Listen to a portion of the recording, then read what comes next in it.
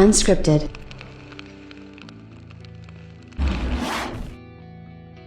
It feels so weird to me at times because I spent months and months talking about next generation consoles, and like, here they are. I just feel like this is something that realistically, did it live up to expectations? I think so in some aspects, and then I think probably not in some aspects, right?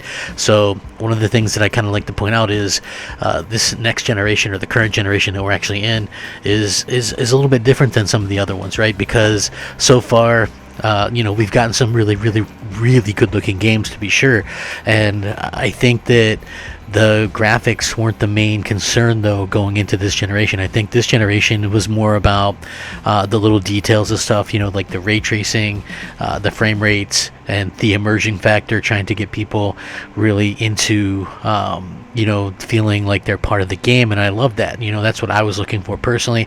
I know that that's probably not what everybody was looking for or looking forward to the most, but for me, I hate loading screens. I hate it. Honestly, I'm like, as a married guy with kids and stuff, it just, waiting around for loading screens just is not a lot of fun.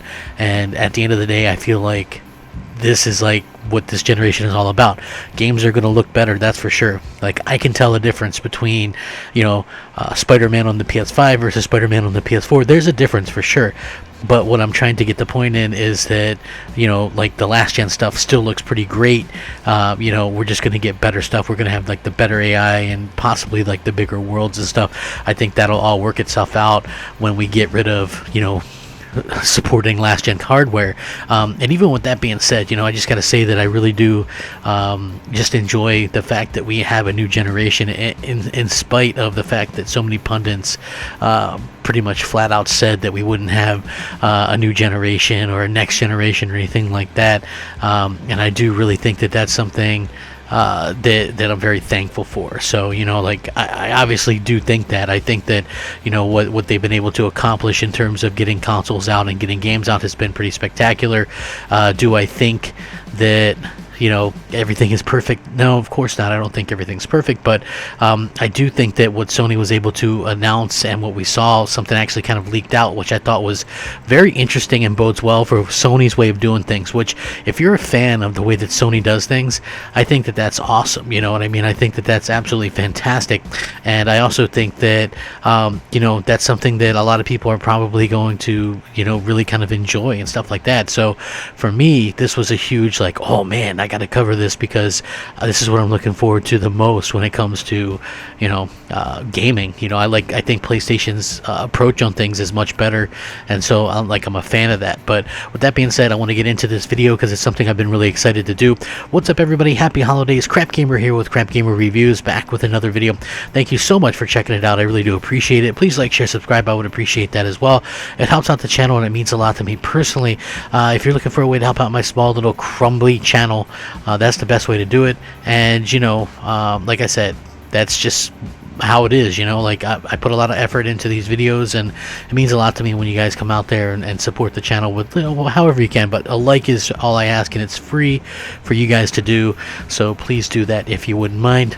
With that being said, shout out to all the old subscribers, new subscribers, everybody in between. You are amazing people, and I appreciate everything you guys do. Don't worry, next year is going to kick off a whole new way of doing content, a whole new kind of, I got a lot of good ideas and stuff like that. So things always are kind of fluctuating. It's always fun to hype up new consoles and stuff, and then that's over and you move on to talking about other things. I'm really looking forward to talking about the games and reviews and stuff like that. And I know those aren't big view getting things, but that's still fun for me and what I like to do. So anyway, it came out that that God of War and Uncharted, and just in general, a lot of these games that Sony has done are making a ton of money. And and the reason why I think that that's something that to really kind of talk about and to get excited about is because I feel like that's something that Sony is going to sort of realistically use in their future sort of idea of, hey, how should we do things as a console maker? How should we do things as a content maker? Should we follow suit that Microsoft's doing and do things day and date in Game Pass or something like that? Or should we go along and do our own thing? And I think this really kind of clarifies that they should be doing their own thing. For instance, we know that The Last of Us and Uncharted 4 generated $1 billion in revenue. So, obviously Naughty Dog games are, very popular, and not only for players, but for retailers too, and for Sony in general. This is why people aren't really surprised that this kind of leaked out, that, the studio's games, including The Last of Us and Uncharted 4, generated $1 billion in revenue apiece.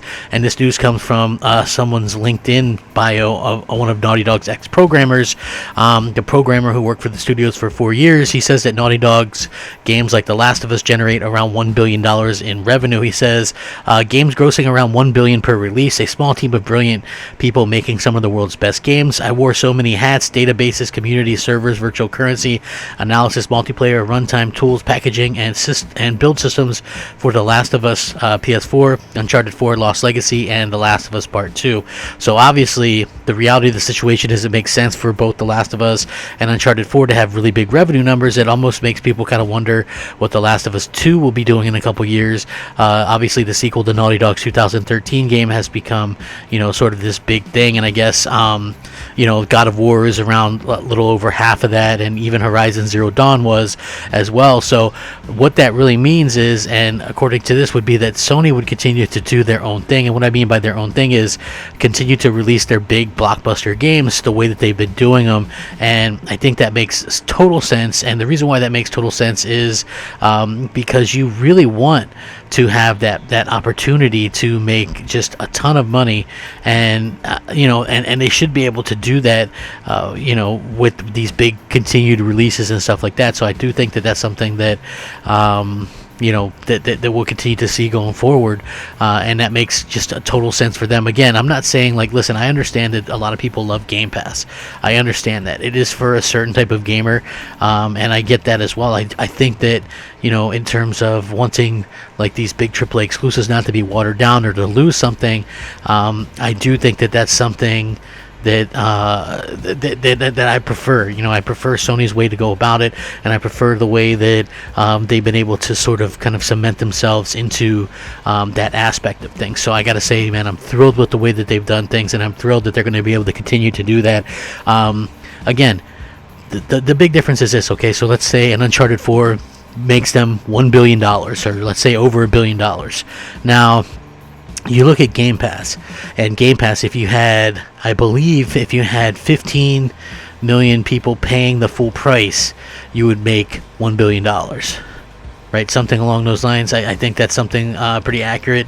Or it could be if you had 10 million paying the full price, or something along those lines. So you'd have to have them paying the full price for an entire year to equal what Uncharted 4 made for Sony, right? And that's not counting the fact that that's Microsoft has to constantly feed that machine, and so again, you're not really making as much. This is why I keep pointing out that it's not my job for them to be profitable. I don't care either way, to be honest with you. If Game Pass ended tomorrow, I wouldn't cry, I wouldn't care, I wouldn't really think that they anything of it. I would just think, hey, you know what, they gave it a try or whatever. It's not for everybody. I personally like to own my games and stuff like that, and I just feel like Game Pass so far, to me, maybe when Microsoft starts putting out hit after hit after hit, I'll think differently, but as of right now, it's been 15 months without a AAA exclusive in there, which is the big reason to have Game Pass to begin with. So yeah, I kind of look at this stuff, and I think that that's really something that a lot of people are going to have to look at in the future. For me personally, Game Pass, I get the type of person that likes it, but when I look at it, I just see a bunch of old games and stuff that I like. Like today across Twitter, I see them advertising Skyrim or something is in Game Pass. That's great. I paid $5 for that remaster of that game years ago. That's a super old game. I'm just saying, it doesn't really do much for me. You know what I mean? Give give me something new. That's what I've been really kind of looking for and begging Sony for. So I would love to see that, and I would love to see them kind of go out there and kind of get their ducks in a row and kind of some things in order and things like that. That's what I want to see most of all, and hopefully we can see that sooner rather than later, because this year or next year, 2021, they have such a big lineup. It's like Deathloop is a year exclusive. Destruction All-Stars, we're getting that for free. Final Fantasy 16 looks like that's going to be at least a year exclusive, if not longer. Ghostwire Tokyo, a year exclusive. God of War Ragnarok, if that comes out, that's going to be huge. Gran Turismo 7, Project Athea could come out. Ratchet and Clank Rift Apart, Returnal, Stray. There's so many different games and exclusives and timed exclusive and time content that Sony has. It really makes it the place to play games, and I just got to say that's the big difference maker, and hopefully they can get stuff worked up and get stuff going for next generation. That'll get me excited, and and I hope that Sony continues to go about the things the way that they're doing them, because I much prefer that. How do you guys prefer it? Let me know in the comments below, or Twitter, or Xbox Live, or PSN, whatever floats your boat. I appreciate you guys watching. Take a minute to consider subscribing. Rack 'em up. Game on, my friends. Game on. Crapgamer out. Unscripted.